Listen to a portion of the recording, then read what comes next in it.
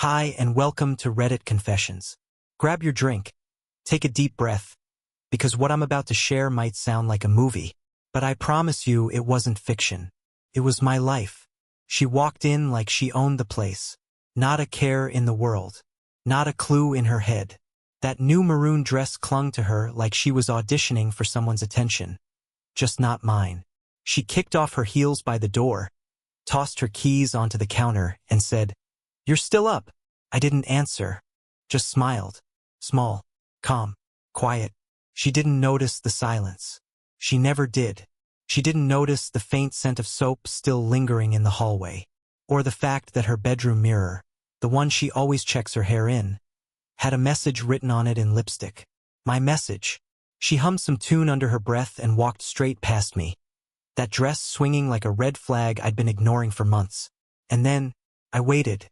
I waited in the kitchen, heart pounding, palms pressed against the edge of the counter so hard I thought the granite might crack before I did. Then I heard it, the sharp inhale, the thud of something dropping, probably her bag, and then silence, that thick, choking silence that only happens when the truth finally punches its way into the room. A few seconds later, she appeared in the doorway, barefoot, pale, trembling, and holding the envelope I'd left beneath the mirror. Her voice broke before she even said a word. "Lowell, what is this?" Still, I said nothing, because the evidence didn't need me to explain it. The texts, the photos, the receipts, the hotel room bookings, all of it laid out in neat little pages, printed, dated, real. All of it screaming what she thought she'd buried beneath smiles and perfume. She blinked hard, like that would change what she saw, like she could wipe it all away the way I used to clean up her messes. You went through my stuff?" she said. That was the first thing she asked. Not, "I'm sorry." Not, "Let me explain." Just a defense, a shift, a blame. But I didn't raise my voice, didn't throw a plate, didn't ask a single question. I just watched her unravel like a ribbon pulled too tight. She walked to the sink, hands shaking so hard the faucet handle slipped under her fingers. She didn't cry. Not yet. She just stared at the water, blinking. And then she said it. The line that cracked something in me I didn't know was still intact. I didn't mean for it to happen. It was supposed to be just once. Just once. One dress. One night. One man who wasn't her husband. And suddenly, I saw it all. The late meetings. The cold kisses. The mysterious girls' nights that never showed up on her friends' social feeds. It all clicked into place like a cruel puzzle I'd been too blind to see. But trust me, that night was just the start. The next 48 hours? They would turn everything upside down. And what happened after that? You'll want to sit down for it. She didn't sleep that night. I know because I didn't either. She stayed in the bathroom for hours, staring at her reflection. Her mascara streaked across her cheeks like guilt painted in charcoal. I stayed on the living room couch, eyes wide open, arms crossed, replaying every laugh she faked, every touch she withheld, and every lie she told that I desperately wanted to believe. You never realize how many warnings you missed until the end is already behind you, staring at you through a foggy mirror with red lipstick scribbled across it. Around 3:17 a.m., she finally stepped out. Her eyes were red. She didn't speak. She didn't walk past me. She didn't even sit down. She just stood there, arms wrapped around herself, like she was cold, or maybe trying to hold her shame in place. I was going to tell you," she said. That sentence hit harder than I expected. Not because I believed it, but because it was so rehearsed. That's what stung. Not the betrayal, but the script. The emotional choreography. The way she delivered that line like it was part of a breakup monologue she'd been practicing in the mirror while I was out buying groceries. "You were never supposed to know," she added softly, as if that somehow made it better. I didn't answer. My throat was dry. My heart wasn't racing anymore. It was just exhausted. Not broken. Not shattered. Just tired. Then, out of nowhere, she started justifying it. "It's not like I love him, Lowell. You and we've been in this loop. You work all the time. You don't even notice when I change my hair anymore. I was lonely. I needed to feel wanted." I looked up at her. That last part? That was the knife. I needed to feel wanted. As if my quiet loyalty wasn't enough. As if the 1,000 tiny ways I supported her had evaporated into nothing because I forgot to comment on her haircut. But I still didn't yell. That's not who I am. I wish I was the guy who could flip the table and storm out, but instead I nodded. Slowly. And then I asked the one question I hadn't dared to voice since the suspicion started. How long? She hesitated. That hesitation told me everything before her mouth did. 5 months, she said. Eyes lowering like a curtain falling at the end of a failed play. 5 months. She had been coming home, lying next to me, sharing meals, laughing at shows and planning vacations, all while sleeping with someone else. And she had the audacity to say I didn't notice her hair. Then the kicker, the part that made my stomach twist so tight I nearly bent over. It wasn't just him, she whispered, barely audible. There were 2 others. But I ended those. Before this one. 3. There had been 3. At that moment, something inside me didn't just crack. It collapsed. Like a floor giving way after holding too much weight for too long. And still, I tried to process it. To understand it. To fix it. What did I do wrong? I asked, and my voice sounded so small it didn't even feel like mine. That's the pathetic part. Isn't it? I didn't ask her why she did it. I asked what I did wrong. As if her betrayal was some side effect of my shortcomings. That's the sickness they don't warn you about in marriage. The way self-blame sneaks in faster than anger ever does. She knelt down beside the couch. Reached for my hand. I flinched. I don't want to lose you, she whispered. I don't want this to end like this. And that's when the numbness turned into something else. Confusion. Because if she didn't want to lose me, why had she risked me? Why play with fire if you didn't want to get burned? But then her phone buzzed on the counter. One little buzz. That's all it took to shatter the fragile apology hanging in the air. She scrambled for it. Fumbled. Tried to silence the screen without letting me see it. But I saw enough. Contact name. No emoji. Just initials. J.D. And the preview. I missed last night already. Let me know when he's asleep.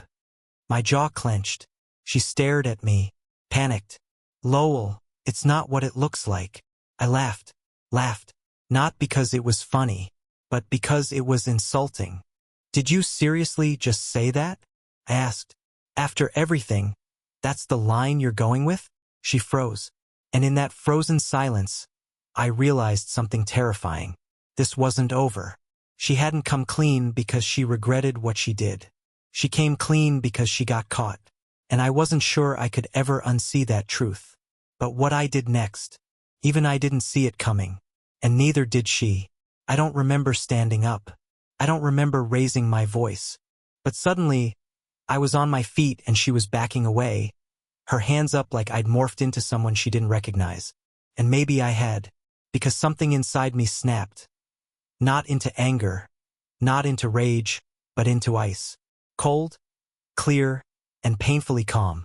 You were texting him while I was sitting in this room trying to forgive you, I said. And my voice didn't even sound like mine. It sounded steadier than I felt. While you were crying and talking about saving our marriage, he was already scheduling your next betrayal. She opened her mouth, but no words came out. Only stutters. And for once, I didn't fill the silence for her. I grabbed her phone. She didn't stop me. Maybe she knew she couldn't. Maybe a part of her was tired of hiding. Or maybe she wanted me to see it all, to push me so far away that I'd finally walk. The thread with J.D. was still open, and it wasn't just one message. It was a whole digital love letter, a running stream of images, inside jokes, and meetup times. He called her Red, a nickname I'd never heard, based on that same maroon dress she wore like a trophy. He complimented her body in ways I never dared to. Too shy, too respectful. He asked her if I suspected anything. She said, no. He still thinks I'm his little angel. My throat burned reading that. His last message had a photo attached. It wasn't graphic, but it was enough. Her hand in his. A wine glass. A hotel bed in the background. The timestamp? 2 nights ago. The same night she claimed she stayed over at her sister's after too much wine and crying. I dropped the phone on the couch.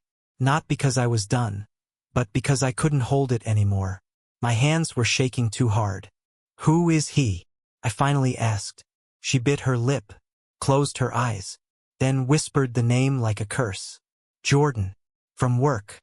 The final puzzle piece slid into place. Jordan. The name she once casually mentioned as her department's new hire. The guy who never shuts up in meetings. The one she insisted was way too full of himself to be interesting. But suddenly that story shifted. Jordan, the one who held her hand in secret. Jordan, the one who saw her in ways I no longer did. I walked to the hallway. She followed. Barefoot. Broken. Begging. "Lowell, please. Let's talk. Don't shut down. You always shut down. Please, just scream at me or something. Say something." And I wanted to. I really did.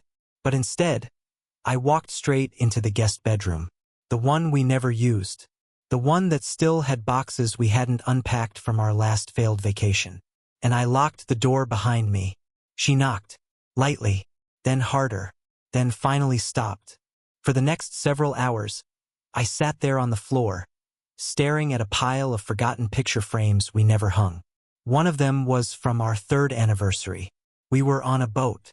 I remember that day because she was seasick and cranky, but the photo made it look like we were glowing with love. A filtered lie in a wooden frame. And for a moment, I felt like a stranger inside a life I built with borrowed tools. That night, I barely slept. And when I did, I dreamed of her walking away, her red dress trailing behind her like a flame I couldn't put out. In the morning, I expected her to be gone. But instead, she was in the kitchen. Cooking. Cooking. Like the last 12 hours didn't happen. Scrambled eggs. Toast. Orange juice. "Morning," she said with a trembling smile. "Thought you might be hungry." And I just stared at her. Because what do you do when the person who shattered you tries to heal it with breakfast? I sat down across from her. Slowly. Every muscle stiff with disbelief. "You think this is fixable?" I asked. She nodded too quickly. "I do. I think if we go to therapy, if we talk every day, if we stop pretending everything's okay when it's not, maybe, just maybe, we can come back from this." I didn't say anything, just pushed the eggs around my plate. She reached out across the table. Her hand hovered over mine. "I choose you," she said. "Every day. Even when I screw it up." I almost laughed. I actually felt it bubble in my throat, that kind of hollow laughter that tastes like smoke. "Carly," I said, "you don't get to say you choose me after you already chose someone else. That's not how loyalty works." She blinked. Tears welled up again. And then I made the decision that changed everything. I told her I forgave her. But I didn't tell her what I'd already planned. Because I wasn't going to yell. I wasn't going to argue. I was going to disappear. You don't just disappear by packing a bag and leaving. Not really. That's too dramatic. Too loud. Too expected.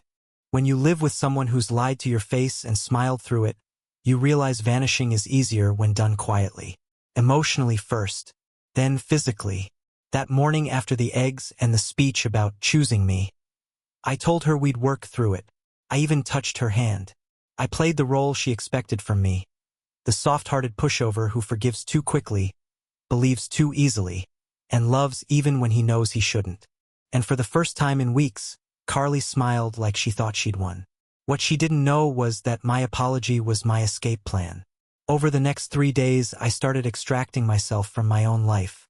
I backed up all my files, transferred ownership of our shared drive, and slowly moved money into a personal account I hadn't touched in years. She never noticed, too caught up in what she called our fresh start.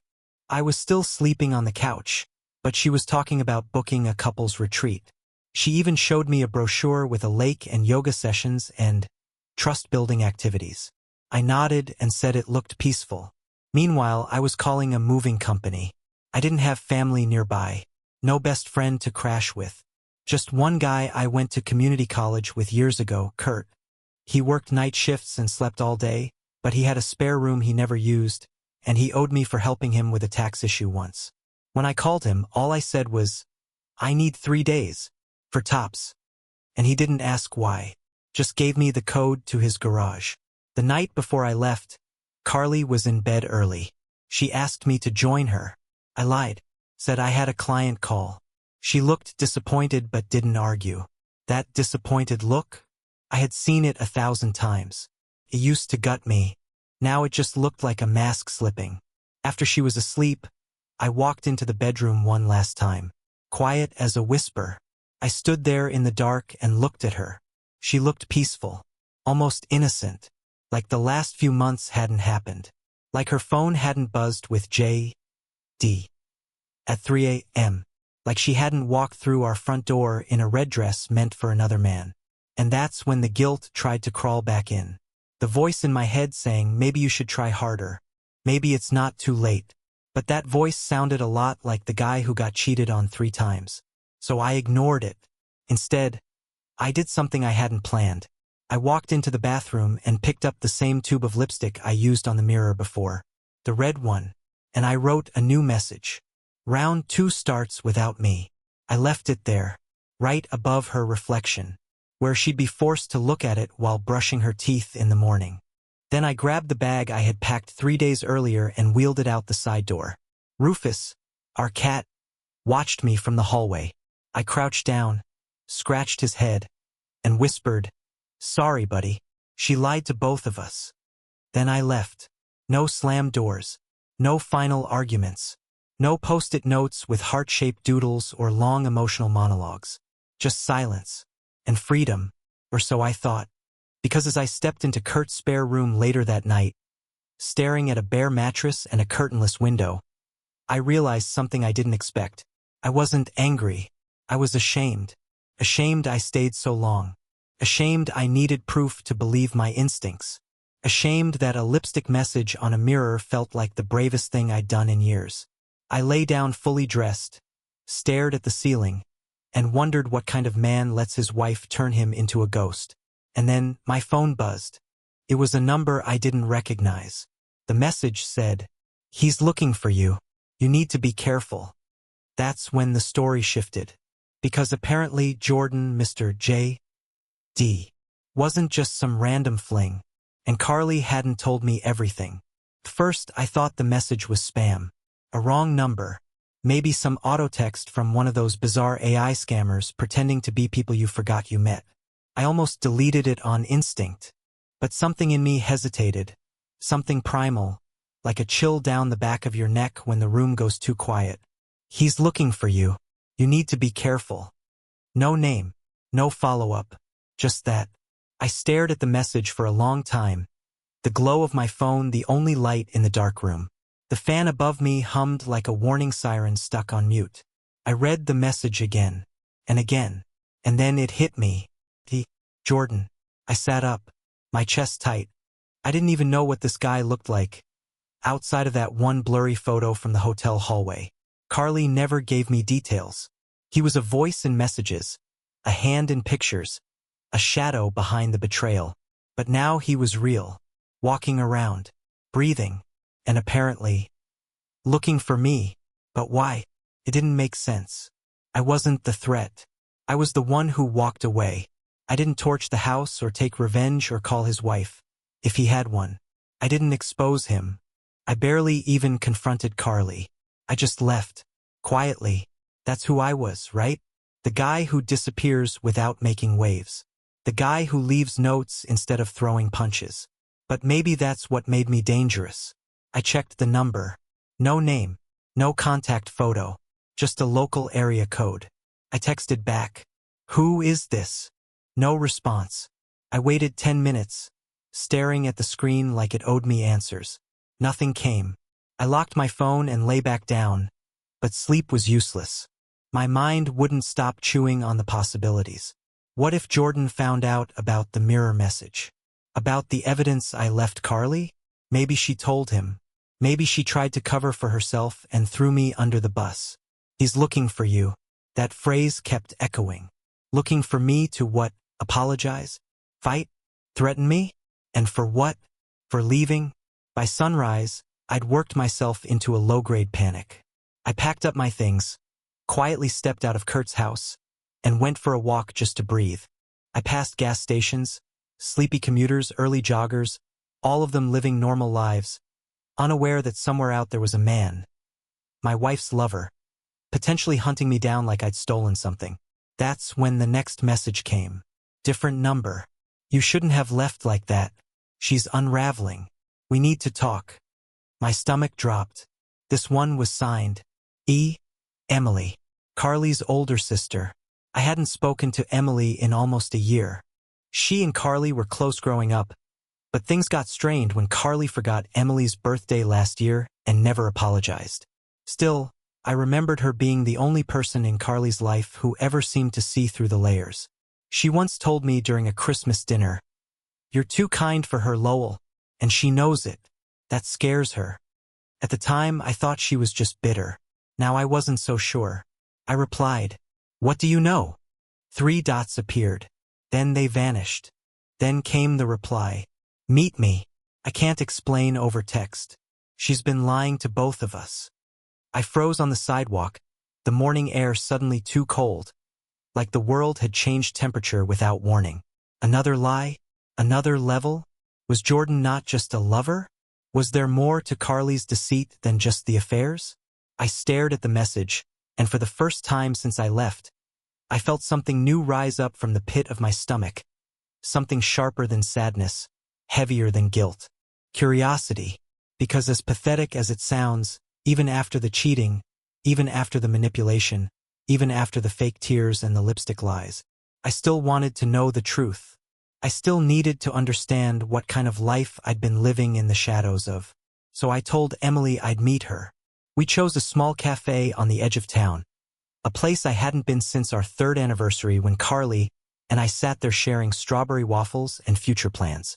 As I waited in the back corner, clutching a lukewarm coffee with shaking hands, I thought, this is what rock bottom looks like. But when Emily finally walked in, her expression wasn't angry. It wasn't smug. It wasn't even shocked. It was scared. And the first thing she said after sitting down across from me was, "You have no idea who you married." Emily didn't even touch her coffee. It sat there on the table between us, steaming in silence while she stared at me with this odd mix of sympathy and fear, like she was preparing to break something that was already cracked. I didn't say anything at first. I just waited, because I had the feeling that if I interrupted her too early, she might shut down and disappear just like Carly used to do whenever she didn't want to answer a question. "You said I have no idea who I married," I finally said quietly. "So tell me, who did I marry?" She leaned in, lowered her voice and said, "A stranger, Lowell. That's who. A complete stranger pretending to be someone you could trust." Then she reached into her purse and pulled out an old manila folder. It wasn't thick, but it was worn, like it had been handled too many times. She slid it across the table. I didn't open it right away. I looked at her, eyes narrowed. "What is this?" Emily glanced around the cafe, checked over her shoulder, and whispered, "Things she didn't want you to ever see.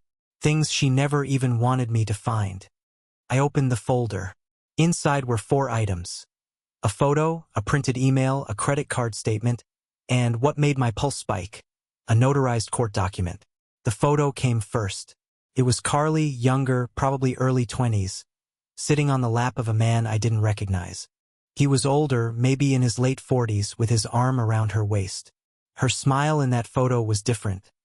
Forced, strained, with her eyes looking away from the camera like she wanted to escape the moment it captured. On the back, someone had written a date, September 2014. That was a full year before I even met her. The email was from that same year. A message from a woman named Tanya Marcus to Carly's old email address. It read, "Carly, I warned you. He's dangerous. You can't just disappear like this and pretend nothing happened. If you're hiding out with a new name, fine, but I'm not covering for you anymore. He showed up at my work. This is too much. Don't contact me again." I felt my breath catch. Hiding out with a new name?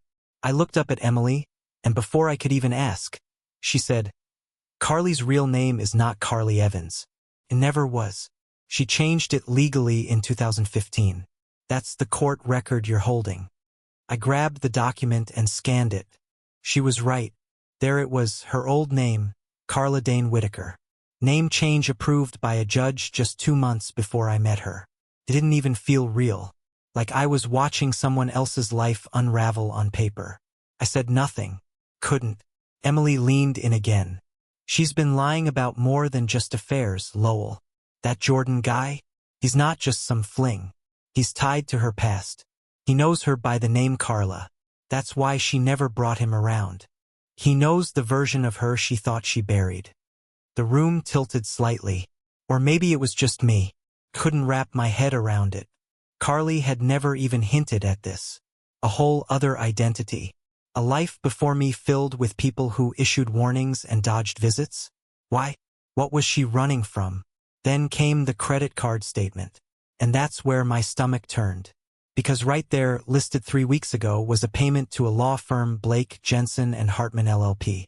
The note said, Retainer Family Division. I looked at Emily. She's filing for divorce? Emily shook her head. No, that's the weird part. She was preparing to.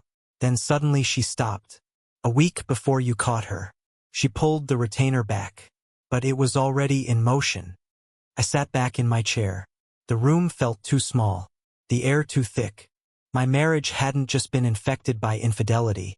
It had been constructed on something I didn't even recognize. My wife, my home, even her name, all built on foundations I never checked because I was too busy being the trusting, forgiving, naive husband. Emily sighed and said, She didn't fall out of love with you, Lowell. She never knew how to love you. She just knew how to hide in you. And that line, that was the one that broke something in me. Because I realized then that I had been nothing more than shelter. A cover story. A calm life that kept her chaos out of sight.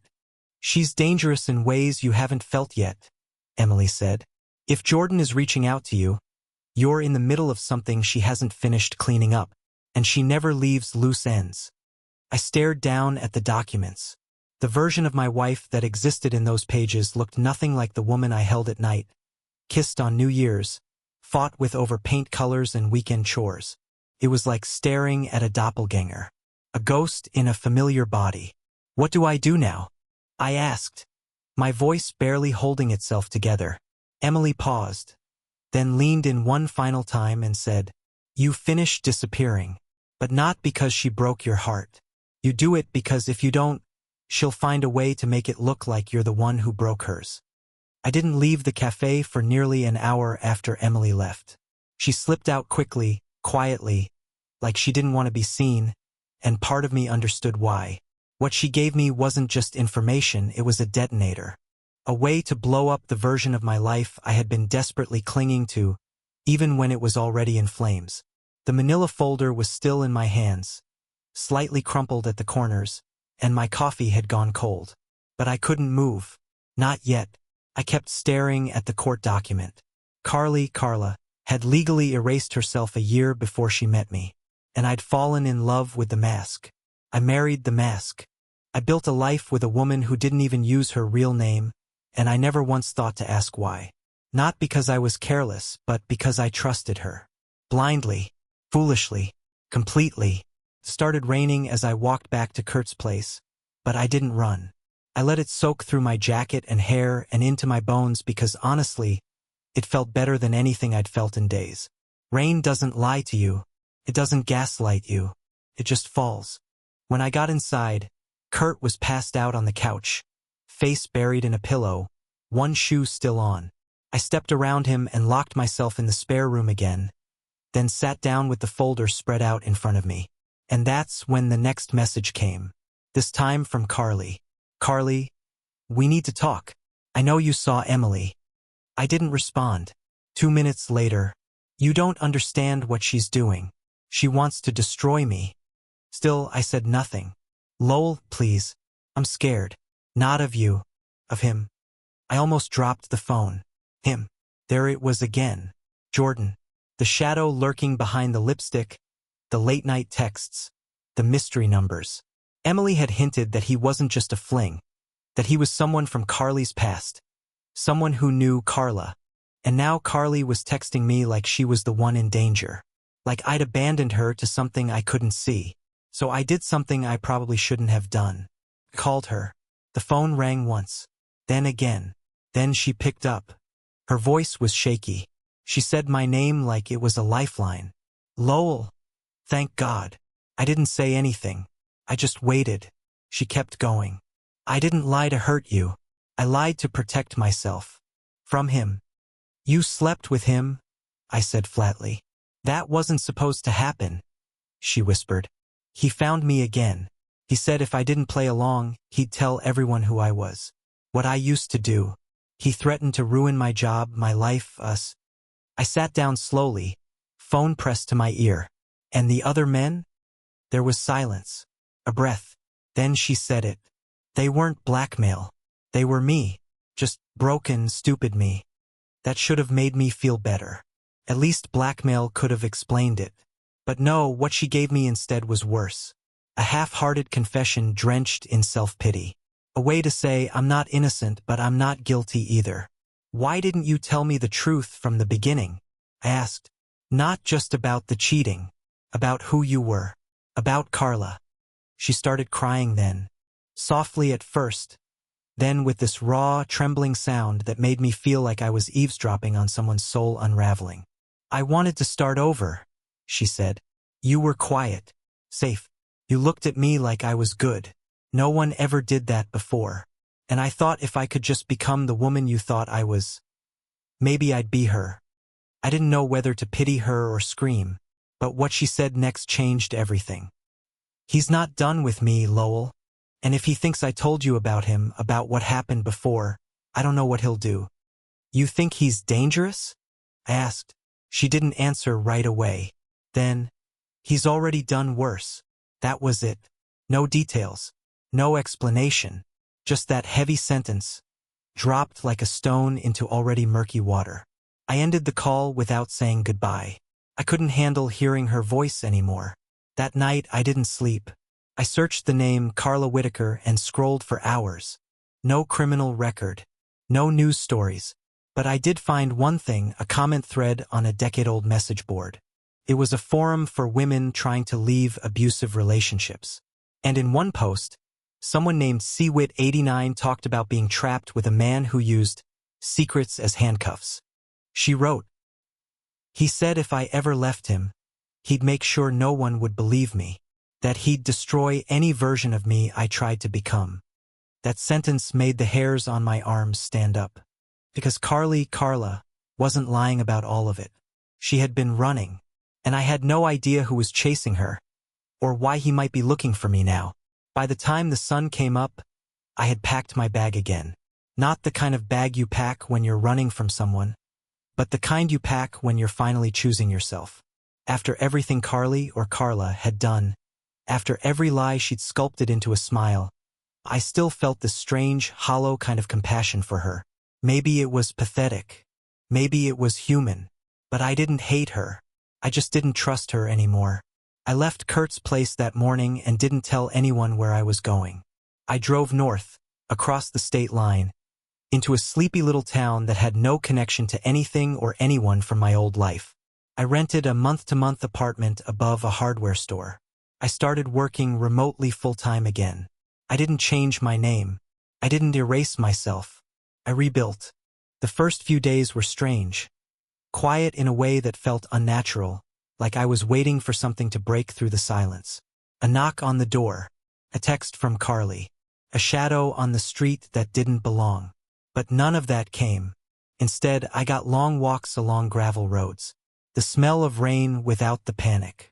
Evenings spent reading instead of rereading messages I should have deleted months ago. No one knew me. No one expected anything from me. And in that space, I started to breathe again. 2 weeks in, I got one final email from Carly. The subject line said simply, I'm sorry. The body was longer. She talked about therapy, about starting over, about learning how to live without lies. She said she wasn't reaching out to get me back. Just to say that for the first time in her life, she was owning everything. Even the ugly parts. Especially those. I didn't reply. Not because I didn't forgive her, but because sometimes the best apology is distance. And the best closure is peace. It's been 4 months now. I'm not the same man I was when this story began. I still overthink. I still wake up from time to time with questions that go nowhere. But I'm better. And strangely, in some backward, twisted way, I'm grateful for everything that happened. Because if Carly had been faithful, I might have spent the rest of my life loving a version of someone who never really existed. Instead, I found out the truth, and the truth set me free. I know not every story like mine ends like this. Sometimes people spiral. Sometimes they stay. Sometimes they become unrecognizable in the process of trying to hold something broken together. But me, I let go. And in doing so, I finally found myself. Thanks for listening to my story here on Reddit Confessions. Now I want to hear from you. Have you ever experienced a moment where the truth changed everything, but ultimately made your life better? Drop it in the comments. I'd love to read about your turning points. And don't forget to like, share, and subscribe if you want more true stories like this every week. Until next time, stay honest, stay strong, and stay true to yourself. Reddit Confessions.